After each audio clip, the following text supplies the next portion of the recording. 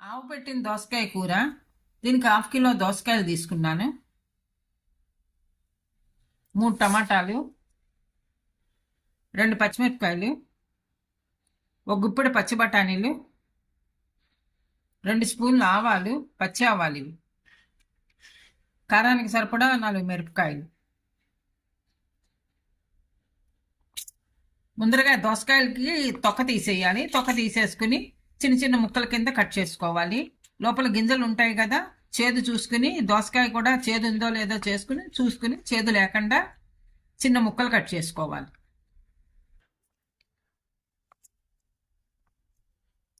తీసుకున్న దోసకాయలు ఈ విధంగా ముక్కలు కట్ చేసుకున్నాను.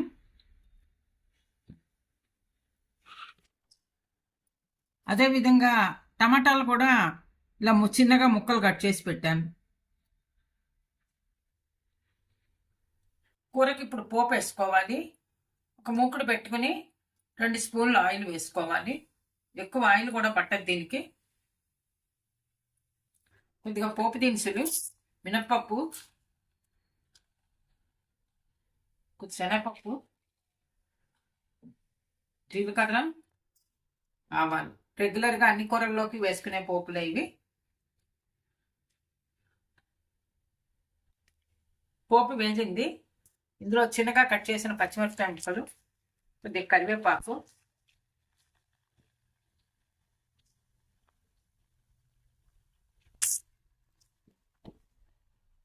చిన్నగా కట్ చేసుకున్న దోసకాయ ముక్కలు,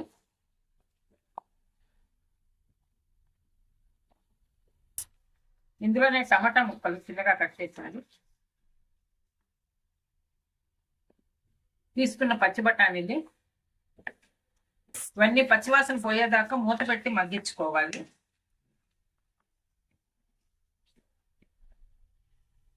కొద్దిగా పసుపు,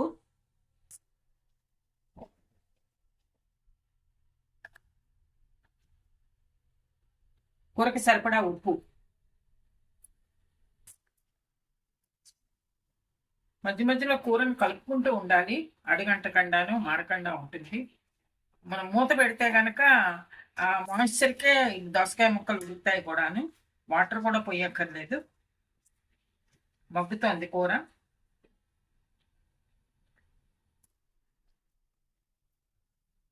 దోసకాయ ముక్కలు మగ్గేలోగా ఆవు ప్రిపేర్ చేసుకోవాలి. తీసుకున్న ఆవాలని మెత్తగా మిక్సీ జార్లో వేసుకుని పొడి చేసుకోవాలి బాగాను. కారానికి సరిపడ మిరపకాయలు కూడాను.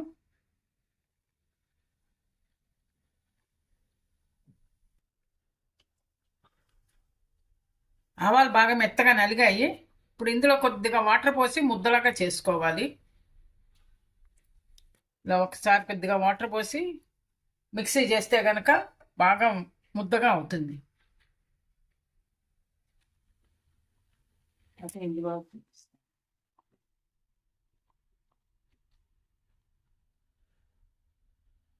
పేస్ట్ రెడీ అయింది, ఆవాల పేస్టు. ఈ పేస్ట్ కొద్దిగా చిన్నగా చింతపండు నానబెట్టుకుని రసం తీసుకోవాలి. ఈ రసంలో ఇది మిక్స్ చేసేసుకుంటే ఇది మనం దాంట్లో కలుపుకుంటే దోసకాయ ముక్కల్లో బాగా కలుస్తుంది. అందుకని ఇలా కలుపుకోవాలి. దీన్ని ఆవు పేస్టు, చింతపండు రసం రెండు కలిపి ఇందులో వేసుకుని మిక్స్ చేసుకోవాలి. ఇందులోనే 1 స్పూన్ ధనియా పొడి, కొద్దిగా జీలకర్ర పొడి వేసి బాగా మిక్స్ చేసుకోవాలి. అవసరమైన ఫైనల్గా కొద్దిగా కారం చూసి వేసుకోవాలి తినేదాన్ని బట్టి. ఎందుకంటే పచ్చిమిరపకాయలు వేసాము, ఆవాలలో కూడా మిరపకాయలు వేసి మిక్సీ చేశాము.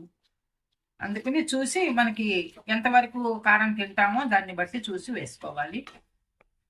దోసకాయ కూర రెడీ అయింది. మంచి గుమగుమలాడుతూ ఆవఘాటుతో చాలా రుచిగా ఉంటుంది.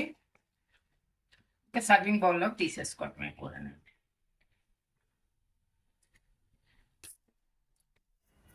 ఆవఘాటుతో దోసకాయ కూర రెడీ అయింది.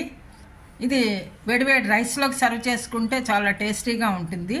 మీరు కూడా ట్రై చేసి చూడండి. ఈ వీడియో నచ్చితే లైక్ చేయండి, షేర్ చేయండి, సబ్స్క్రైబ్ చేయండి. Thank you for watching.